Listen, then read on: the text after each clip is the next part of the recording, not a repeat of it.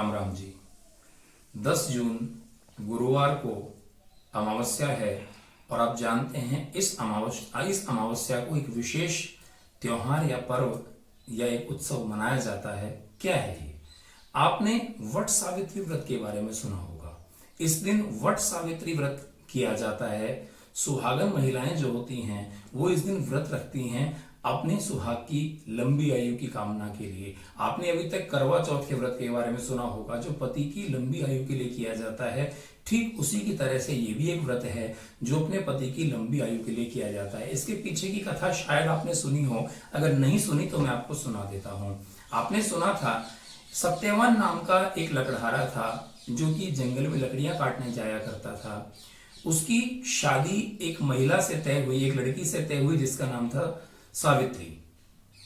अब इस लड़की को ये पहले ही ज्योतिषी गणना के द्वारा बता दिया गया था कि इस लड़के की आयु सत्यवान की आयु जो है वो बहुत कम है।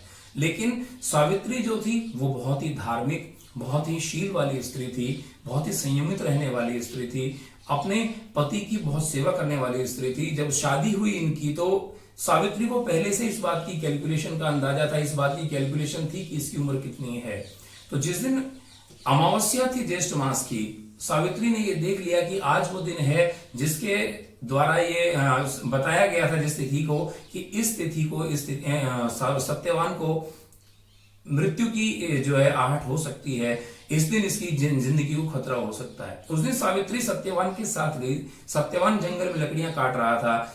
सावित्री पेड़ के पास बैठी हुई थी। लकड़ियां काटकर जब सत्यवान थक गया तो वो नीचे आया, भोजन करने के लिए बैठा और थोड़ी देर जैसे ही वो सावित्री की गोद में सर रखकर सोने लगा, लेटने लगा, तभी एक सांप वहां पर आया और उसने उसे डस लिया और सत्यवान के प्राण निकल गए। यमराज जब उसके प्राणों को खींच कर ले जा रहे थे उसी वक्त सावित्री के जो है यमराज के पीछे पीछे चल दिया और उसने कहा कि आपको मेरे पति के प्राण लौटाने ही होंगे। यमराज ने मना कर दिया स्पष्ट रूप से, नहीं, मैं इसके प्राण नहीं लौटा सकता। लेकिन चूंकि एक सती स्त्री अपने धर्म का पालन करने वाली स्त्री थी, यमराज के पीछे पीछे चलती रही, उसने यमराज का पीछा नहीं छोड़ा। यमराज ने कहा कि चल, मैं इसके प्राण तो नहीं लौटा सकता, तो कोई वरदान मुझसे मांग ले। तो सावित्री ने बड़े बुद्धिमता का प्रदर्शन करते हुए यमराज से वरदान मांग लिया कि आप मुझे एक वरदान दे दीजिए कि मेरे 100 पुत्र हो जाएं। और यमराज ने बिना सोचे समझे तथास्तु कह दिया।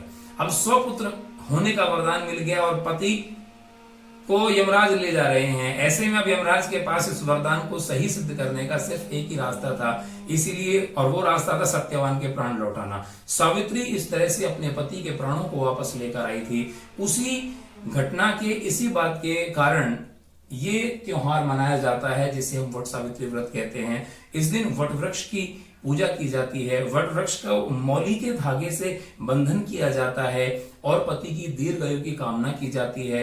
महिलाएं इस दिन वट के जो पत्ते होते हैं, बरगद के पेड़ के जो पत्ते होते हैं, उससे आभूषण बनाकर भी पहनती हैं। हालांकि ये पहले हुआ करता था, अब तो बहुत कम ऐसा देखने को मिलता है, लेकिन फिर भी मैं आप सभी महिलाओं से अनुरोध करूंगा कि आप भी ये व्रत अवश्य करें अपने पति की दीर्घायु के लिए।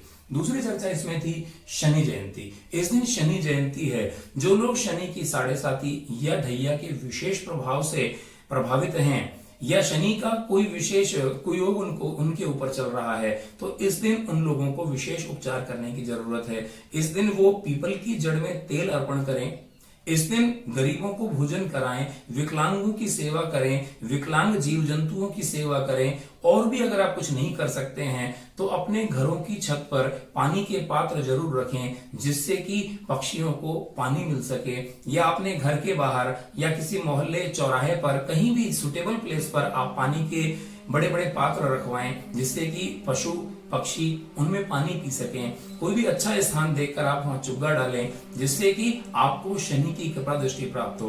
मित्रों, मैं आपसे एक बात कहना चाहूंगा, बहुत से लोग शनि से बहुत डरते हैं। याद रखना, शनि किसी को परेशान नहीं करते हैं। शनि तो न्यायकारी हैं, वो तो सिर्फ न्याय करते हैं। हम जैसे कर्म करते हैं उन कर्मों का फल वो हमें देते हैं।